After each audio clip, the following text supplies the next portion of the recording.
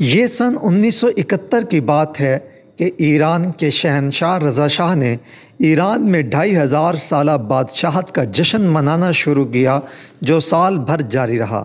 ایران کی تاریخ میں یوں تو اور بھی شہنشاہ گزرے ہیں، لیکن king Cyrus the great, Cyrus اعظم، جس کا دور اقتدار 590 قبل مسیح سے 529 قبل مسیح تھا، بہت اہم ہے۔ اس کے بعد سائرس سلطنت کے 12 مزید شہنشاہ 330 قبل مسیح تک رہے، لیکن سائرس اعظم دنیا کی تاریخ کا سب سے عظیم شہنشاہ کہلوایا، جس کی سلطنت کی حدود اس وقت کی معلوم دنیا کے چاروں اطراف پھیلی ہوئی تھیں، اور اس کی سلطنت کا رقبہ 55 لاکھ مربع کلومیٹر تھا، اور بلا شبہ اس نے اپنا نظام سلطنت اس زمانے کے اعتبار سے بہت معیاری رکھا۔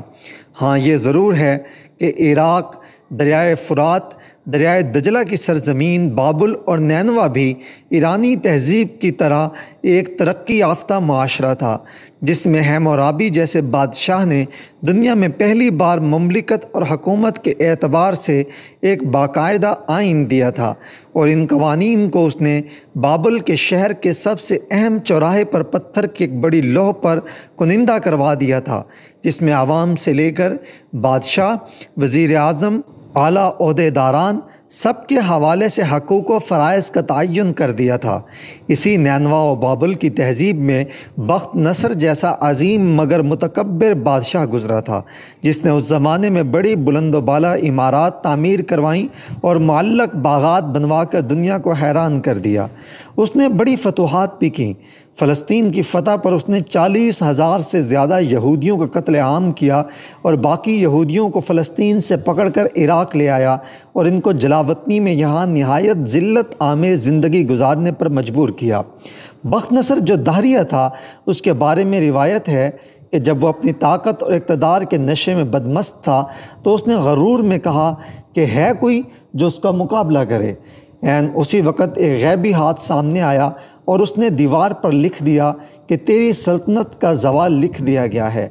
آج دنیا کی ہر زبان میں یہ ضرب المثل نوشتہ دیوار استعمال ہوتی ہے، اور حیران کن بات یہ ہے کہ ہر حاکم وقت بخت نصر کی طرح اس کو نظر انداز بھی کر دیتا ہے۔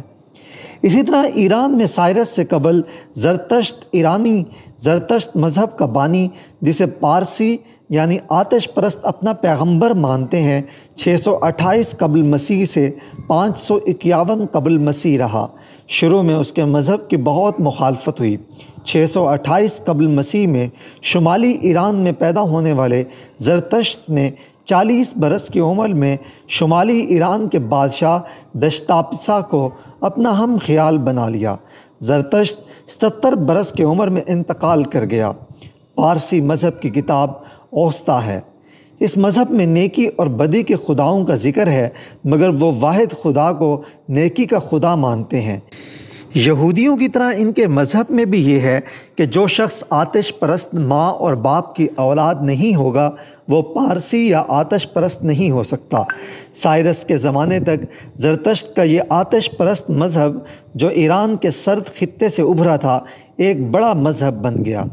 دنیا کی تاریخ میں غالباً یہودیت اور زرتشتی ایسے مذاہب ہیں جو مذہب کی بنیاد کے ساتھ تنگ نظر نیشنلزم، قوم پرستی سے جڑے ہوئے ہیں، اور اسی لیے آج دنیا بھر میں صرف 1 لاکھ آتش پرست رہ گئے ہیں، اور پوری دنیا کی تقریباً 8 ارب انسانوں کی آبادی میں یہودیوں کی کل تعداد 1.5 کروڑ سے کچھ زیادہ ہے۔ بہرحال سائرس اعظم کی وسیع حکومت تھی جو سنٹرل ایشیا، مشرق وسطیٰ، ترکیہ تک پھیلی ہوئی تھی۔ اسی سائرس اعظم نے جب بابل کو فتح کیا تو مدتوں بعد ان جلا وطن یہودیوں کو یہاں سے عزت و تکریم کے ساتھ واپس فلسطین میں آباد کیا۔ آج تک یہودی اگر اپنے پیغمبروں کے بعد کسی کو مقدس و محترم مانتے ہیں تو وہ سائرس اعظم ہے۔ یوں جب شہنشاہ ایران محمد رضا شاہ پہلوی نے اپنی ایرانی سلطنت کے اعتبار سے اس کی بنیاد کو سائرس اعظم سے جوڑا تو اس نے وہی متکبرانہ انداز کی قوم پرستی کو اپنایا جس کی بنیاد پر مذہبی قوم پرست دوسری قوموں اور انسانوں کو اپنے سے کمتر سمجھتے ہیں۔ واضح رہے کہ جب اسلام دنیا میں آیا تو اس وقت روم اور ایران یعنی فارس دنیا کی دو بڑی طاقتیں تھیں۔ نبی کریم صلی اللہ علیہ وسلم کی پیدائش کے حوالے سے روایت ہے کہ جب آپ کی مکہ میں ولادت ہوئی تو ایران کے مرکزی آتش کدے میں جو آگ مسلسل صدیوں سے روشن تھی وہ اچانک ایک بار بجھ گئی تھی، اور ان کے مذہبی پیشوا یہ سمجھ گئے تھے کہ دنیا میں اللہ تعالیٰ کا نبی آ چکا ہے۔ پھر ایران سے روحانی رشتہ یا تعلق اس وقت پیدا ہوا جب ایران سے ایک آتش پرست پیشوا کے ہاں عاشق رسول حضرت سلمان فارسی رضی اللہ عنہ پیدا ہوئے۔ سلمان فارسی نے تلاش حق میں مختلف شہروں اور علاقوں سے سفر کرتے ہوئے بالآخر مدینہ منورہ میں آ پہنچے۔ یہاں پہ انہیں بتایا گیا تھا کہ نبی آخر الزمان آنا ہے۔ سلمان فارسی نے جب نبی صلی اللہ علیہ وسلم یہاں پہنچے تو اسلام قبول کیا۔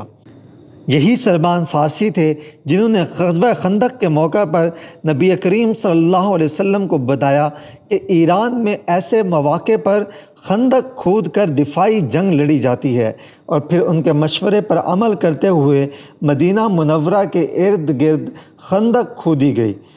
دشمن اس جنگ میں پسپا ہوئے۔ ایرانی نیشنلزم کا غرور تکبر ہی تھا جب نبی کریم صلی اللہ علیہ وسلم نے ایران سمیت دنیا کے مختلف ملکوں کے بادشاہوں کو دعوت اسلام دیتے ہوئے خطوط بھیجے تھے تو ایران کے مغرور بادشاہ خسرو نے نبی کریم صلی اللہ علیہ وسلم کا خط پھاڑ دیا تھا، جس پر آپ نے اس کے لیے بد دعا فرمائی تھی کہ تیری سلطنت بھی اسی طرح ٹکڑے ٹکڑے ہو جائے، اور پھر ایسا ہی ہوا۔ حضرت عمر فاروق کے زمانے میں ایران فتح ہو گیا۔ ایران کے آخری بادشاہ شہنشاہ محمد رضا شاہ پہلوی نے بھی ایران کی وہ تاریخ جو حکمرانی کے اعتبار سے خلافت راشدہ سے منسلک تھی اسے ترک کر کے دین اسلام کی بجائے خود کو سائرس اعظم کی تاریخ سے منسلک کرتے ہوئے ایران میں شہنشاہت کا 2500 سالہ جشن منایا۔ تو اس وقت وہ بابل کے بخت نصر کے غرور پر نوشتہ دیوار پڑھنے کی صلاحیت سے عاری ہو چکا تھا۔ بادشاہ کو احساس ہی نہیں تھا کہ ایک عالم دین امام خمینی جسے وہ اپنے تئیں ملک بدر کر کے مطمئن ہو چکا تھا، ٹھیک 9 برس بعد 2500 سالہ بادشاہت کے غرور کو پاش پاش کر دے گا۔ ایران کی قدیم تاریخ میں ان 2500 برسوں میں 35 بادشاہتیں یعنی بادشاہی خاندان یا سلطنتیں رہی ہیں، اور اس دوران حکمرانوں، بادشاہوں، شہنشاہوں کی کل تعداد 416 رہی، اور یہ 11 فروری 1979 کو 2500 سالہ دور شہنشاہی ایران سے رخصت ہو گیا۔ مگر یہ اچانک، یہ ایک دم نہیں ہوا۔ سلطنت ایران یہاں اسلام کی آمد سے پہلے اور بعد میں بھی وسیع رقبے کے علاقوں پر پھیلی رہی۔ اس سلطنت کا مقابلہ روم، ترکیہ، روس سے ہوتا رہا۔ نادر شاہ افشار وہ آخری ایرانی شہنشاہ تھا جس کی سلطنت رقبے کے اعتبار سے سنٹرل ایشیا، افغانستان، مشرق وسطیٰ، سلطنت عمان تک پھیلی ہوئی تھی، اور آج کے پاکستان کے بھی بہت سے علاقے ایران کے زیر تسلط تھے۔ نادر شاہ نے مغل بادشاہ محمد شاہ رنگیلا کے دور میں ہندوستان کو تاراج کیا تھا، اور وہاں سے تخت طاؤس اور کوہ نور ہیرا سمیت بہت بڑا خزانہ لوٹ کر ایران واپس ہوا تھا۔ نادر شاہ افشار کا دور 8 مارچ 1736 سے 20 جون 1747 تک رہا۔ اس کے بعد افشاری سلطنت یا بادشاہت ایران سمیت ایک بڑے علاقے پر 1796 تک قائم رہی، اور اس دوران اس خاندان کے 7 بادشاہ رہے۔ اس دوران زینڈ کنگڈم یا زند سلطنت کا دور حکومت بھی ایک علاقے پر 1751 سے 1794 تک رہا، اور اس خاندان کے 9 بادشاہ برسر اقتدار رہے۔ پھر ایران پر قاجار بادشاہت کے اقتدار آیا۔ قاجار بادشاہوں کی حکمرانی 1799 سے 1925 تک رہی۔ یہ دور برٹش ایسٹ انڈیا کمپنی کے اعتبار سے اور سلطنت برطانیہ کی بنیاد پر مشرق وسطیٰ اور بعد میں یورپ میں نپولین کے ساتھ جنگوں کے لحاظ سے بھی اہم رہا، اور ایسٹ انڈیا کمپنی اور سلطنت برطانیہ نے اس دوران بڑی اہم فتوحات بھی حاصل کی۔ 1799 عیسوی میں برطانیہ کی ایسٹ انڈیا کمپنی کو میسور میں سلطان فتح علی ٹیپو کے مقابلے میں ہندوستان کی عظیم فتح حاصل ہوئی۔ ساتھ ہی برطانیہ کو ہندوستان میں اپنی زیادہ مضبوط بنیاد رکھنے والی ایسٹ انڈیا کمپنی کے تعاون سے ایران میں بھی اپنا اثر و رسوخ قائم کرنے میں کامیابی ملی۔ اس دور میں برطانیہ نے مشرق وسطیٰ خصوصاً خلیج فارس کے علاقے خصوصاً سلطنت عمان میں بھی قدم جمانے کی منصوبہ بندی پر عمل درآمد شروع کر دیا تھا۔ تاریخ کا گہرا مطالعہ کریں تو اس حقیقت سے انکار نہیں کیا جا سکتا کہ انگریز کی منصوبہ بندی اور اسٹریٹجی ہمیشہ لاجواب رہی ہے، مگر ساتھ ہی بہت سے تاریخی مواقع ایسے تھے جہاں قسمت نے انگریز کا ساتھ دیا۔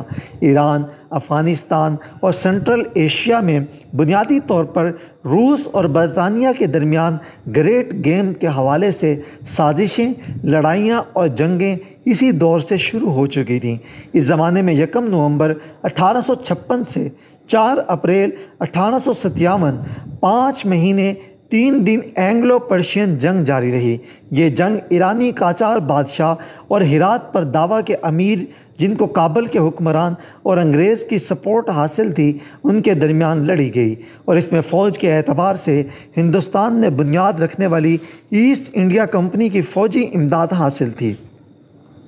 ایرانی فوج کی کمانڈ قاجار خاندان کے ایرانی شہنشاہ تھماسپ مرزا اور جنرل نصر الدین کی تھی، جبکہ ایسٹ انڈیا کمپنی کی فوج، جس کو افغانستان کی مدد بھی حاصل تھی، اس کی command general James Cotram, MG Foster اور افغانستان کی جانب سے دوست محمد نے کی۔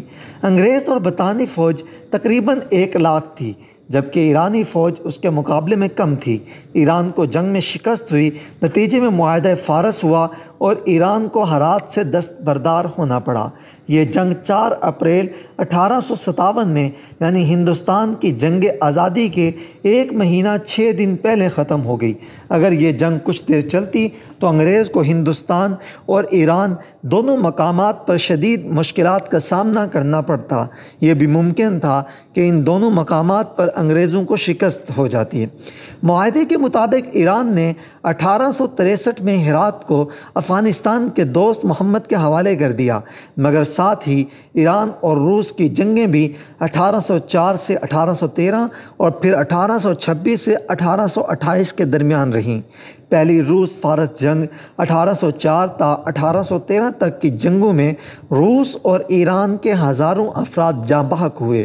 یہ جنگ روس کی جانب سے جارجیا اور دیگر علاقوں پر قبضہ اور دعویٰ پر ہوئی، اور آخر میں روس اور ایران کے درمیان معاہدہ گلستان ہوا۔ جارجیا کے علاقے روس کے حوالے کر دیے گئے اور داغستان، آرمینیا اور آذربائیجان کے علاقوں پر ایران کے حق کو تسلیم کر لیا گیا۔ پھر 1826 سے 1828 تک کی روس ایران فارس جنگ کے بعد معاہدے کی صورت میں ایران کے ہاتھ سے جارجیا، آرمینیا، آذربائیجان کے علاقے بھی نکل گئے۔ 1881 میں ایران نے سرکاری طور پر ترکمانستان پر ٹریٹی آف آخال، معاہدہ اخال کے تحت روس کا قبضہ تسلیم کر لیا۔ یوں ایران اور روس کے درمیان 160 سالہ جنگوں اور لڑائیوں کا دور ختم ہوا۔ 20ویں صدی کے آغاز پر ایران کی جو ماضی کی ایک بڑی سلطنت اور ترکیہ روس کے مقابلے میں ریجن کی ایک طاقت تھی، اب اس کی وہ حیثیت نہیں رہی تھی۔ دوسری جانب دنیا میں اب سلطنتوں میں بادشاہتوں کے نظام میں دستور متعارف ہو رہے تھے۔ خصوصاً یورپ میں تو یہ سلسلہ 18ویں صدی عیسوی سے خاصا مضبوط ہو گیا، اور بادشاہتوں کے نظام میں عوامی جمہوریت کا رنگ بھی شامل ہو چکا تھا۔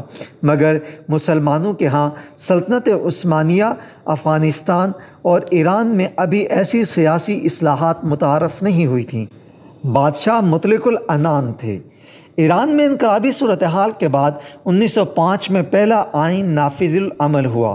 قاجار شاہی خاندان 1799 سے 1925 تک 126 سال اقتدار میں رہا، لیکن اس دوران ہی ایران مسلسل زوال آمادہ رہا۔ مگر ایرانی قوم اس وقت تک شاہ پرست قوم تھی، اس لیے وہ اب بھی قاجار سلطنت سے یہ امید لگائے بیٹھی تھی کہ یہ بادشاہ ایران کی عظمت رفتہ کو ایک بار پھر بحال کر دیں گے، مگر ایسا نہیں ہوا۔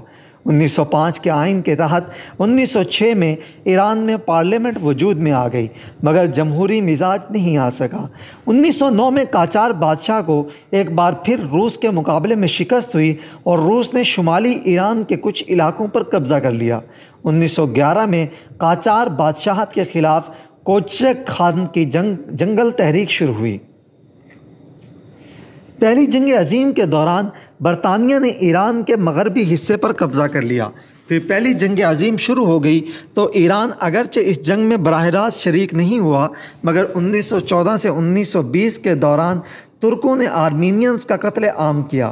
اس کے بعد 1921 میں ایران میں تاریخ کا بدترین قحط آیا اور یہاں 80 لاکھ سے 1 کروڑ کے درمیان افراد جاں بحق ہو گئے۔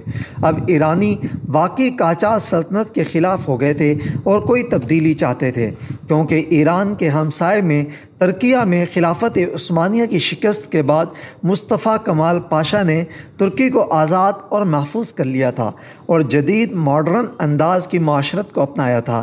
اسی زمانے میں ایران کے دوسرے ہمسایہ یعنی افغانستان میں غازی امان اللہ خان نے انڈیا کی انگریز سرکار کے خلاف تیسری اینگلو افغان جنگ کر کے افغانستان کو مکمل طور پر آزاد کر لیا تھا۔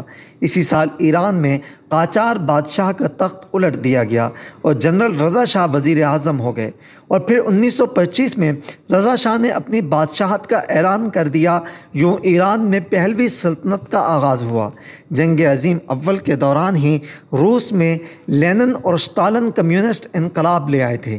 ایران کی جدید تاریخ میں معدنی تیل بہت اہمیت رکھتا ہے۔